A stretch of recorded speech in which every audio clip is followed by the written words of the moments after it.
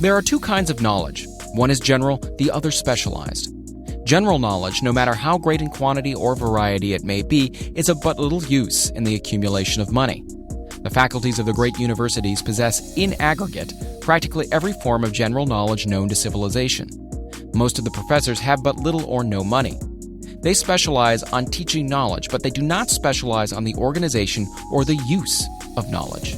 Knowledge will not attract money unless it is organized and intelligently directed through practical plans of action to the definite end of accumulation of money. Lack of understanding of this fact has been the source of confusion to millions of people who falsely believe that knowledge is power. It is nothing of the sort.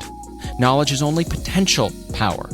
It becomes power only when and if it is organized into definite plans of action and directed to a definite end. This missing link in all systems of education known to civilization today may be found in the failure of educational institutions to teach their students how to organize and use knowledge after they acquire it. Many people make the mistake of assuming that because Henry Ford had but little schooling, he is not a man of education. Those who make this mistake do not know Henry Ford, nor do they understand the real meaning of the word educate. That word is derived from the Latin word educo, meaning to educe, to draw out, to develop from within. An educated man is not necessarily one who has an abundance of general or specialized knowledge. An educated man is one who has so developed the faculties of his mind that he may acquire anything he wants, or its equivalent, without violating the rights of others. Henry Ford comes well within the meaning of this definition. During the World War, a Chicago newspaper published certain editorials in which, among other statements, Henry Ford was called an ignorant pacifist. Mr. Ford objected to the statements and brought suit against the paper for libeling him. When the suit was tried in the courts, the attorneys for the paper pleaded justification and placed Mr. Ford himself on the witness stand for the purpose of proving to the jury that he was ignorant.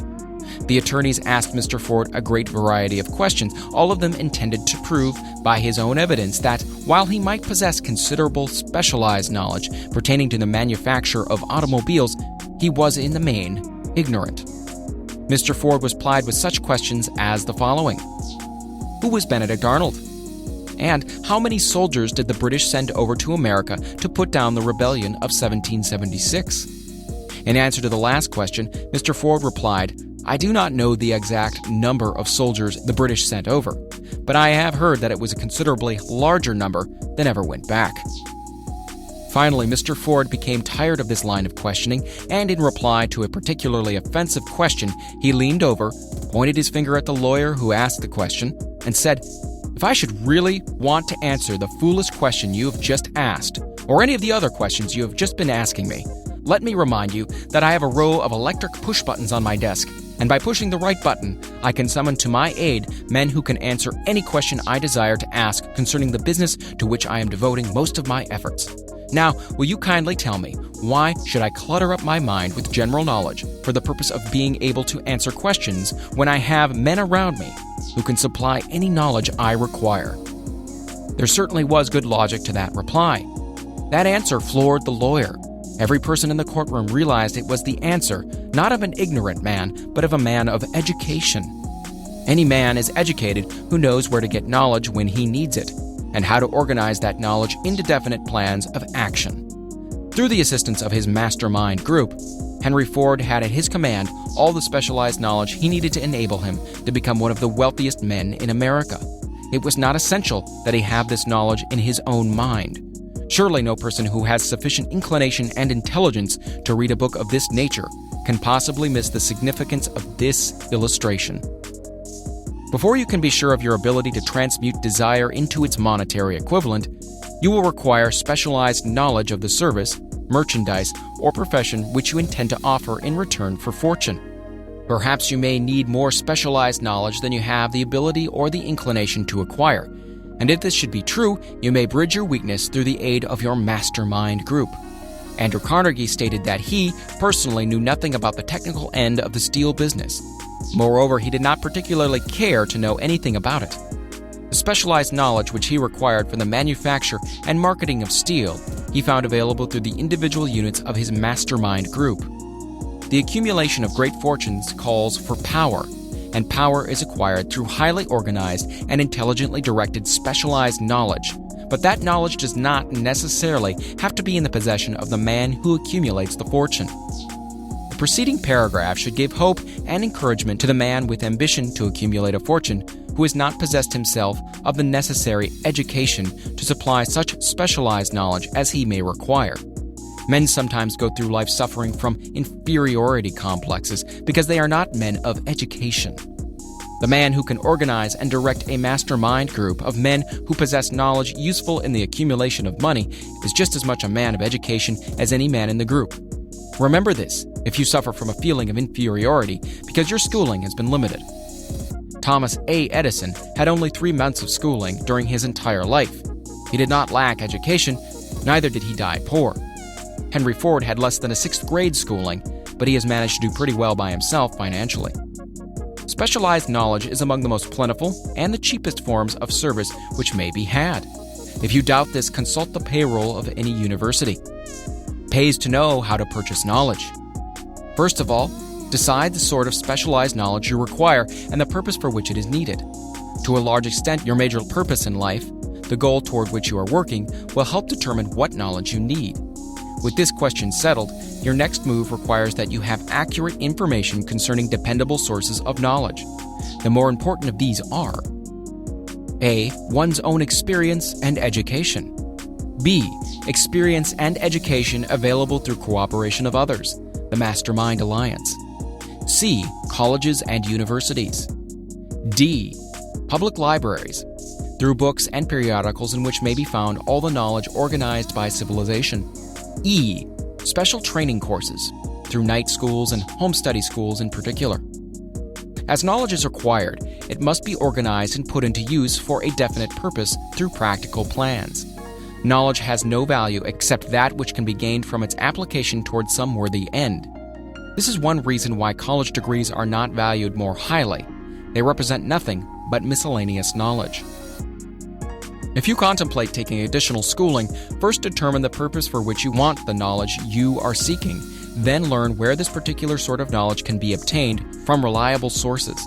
Successful men in all callings never stop acquiring specialized knowledge related to their major purpose, business, or profession. Those who are not successful usually make the mistake of believing that the knowledge acquiring period ends when one finishes school. The truth is that schooling does but little more than to put one in the way of learning how to acquire practical knowledge. With this changed world, which began at the end of the economic collapse, came also astounding changes in educational requirements. The order of the day is specialization. This truth was emphasized by Robert P. Moore, Secretary of Appointments of Columbia University. Specialists most sought after. Particularly sought after by employing companies are candidates who have specialized in some field business school, graduates with training in accounting and statistics, engineers of all varieties, journalists, architects, chemists, and also outstanding leaders and activity men of the senior class. The man who has been active on the campus, whose personality is such that he gets along with all kinds of people and who has done an adequate job with his studies, has a most decided edge over the strictly academic student. Some of these, because of their all-around qualifications, have received several offers of positions, a few of them as many as 6. In departing from the conception that the straight-A student was invariably the one to get the choice of the better jobs, Mr. Moore said that most companies look not only to academic records but to activity records and personalities of the students.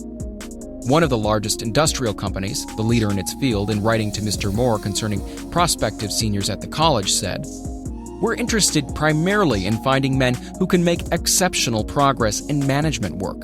For this reason, we emphasize qualities of character, intelligence, and personality far more than specific educational background."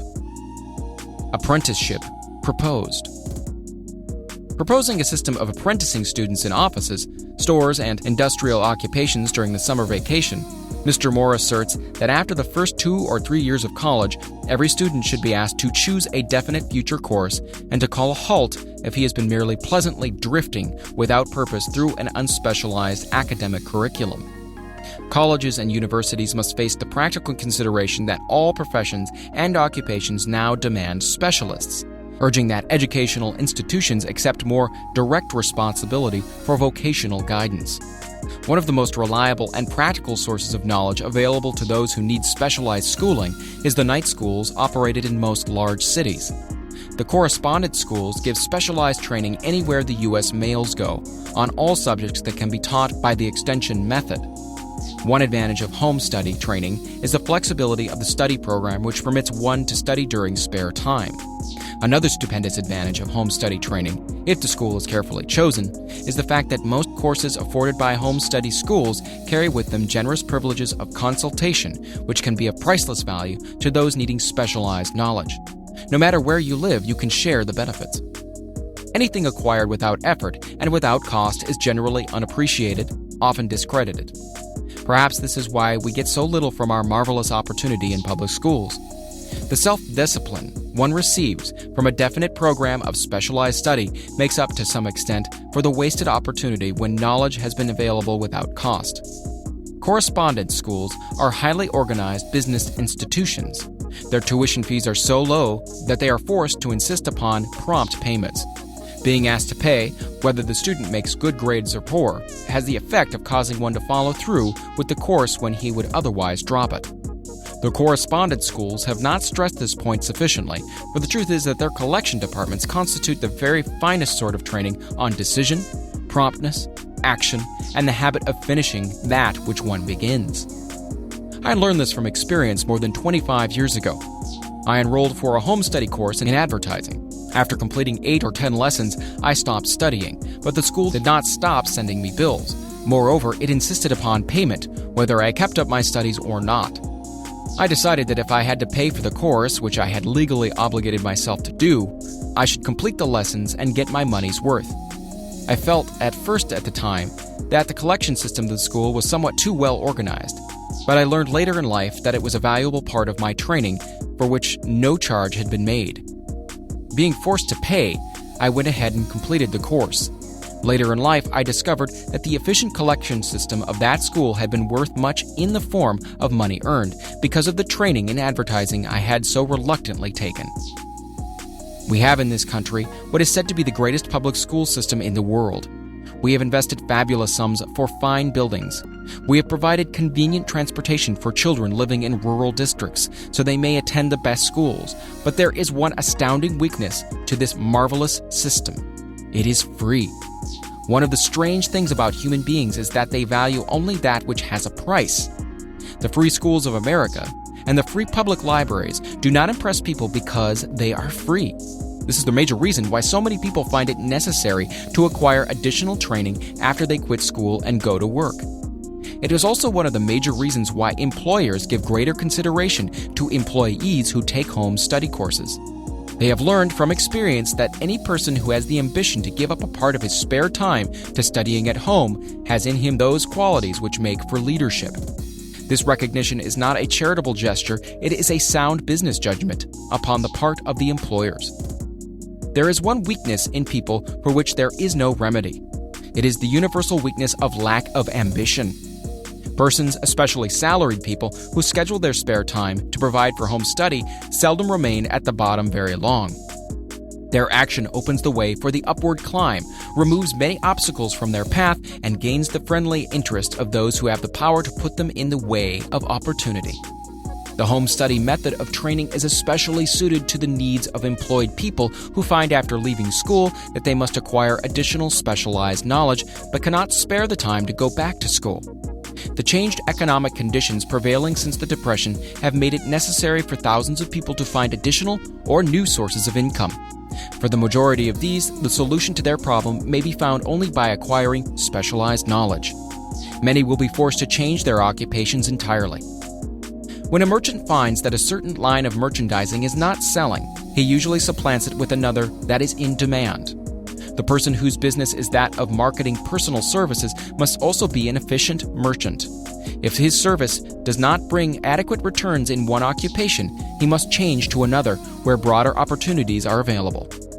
Stuart Austin Weir prepared himself as a construction engineer and followed this line of work until the Depression limited his market to where it did not give him the income he required.